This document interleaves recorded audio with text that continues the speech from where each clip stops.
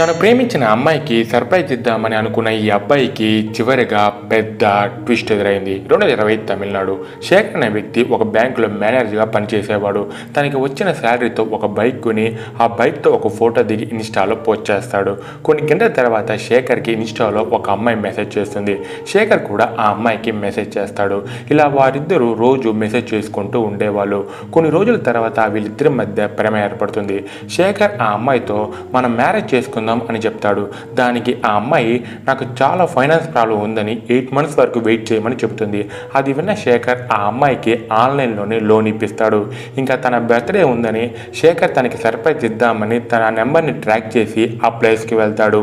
అప్పుడే శేఖర్కి పెద్ద shock. శేఖర్కి message చేసిన ఆ అమ్మాయికి ఆల్రెడీ మ్యారేజ్ అయ్యి ఒక పాప కూడా ఉంది.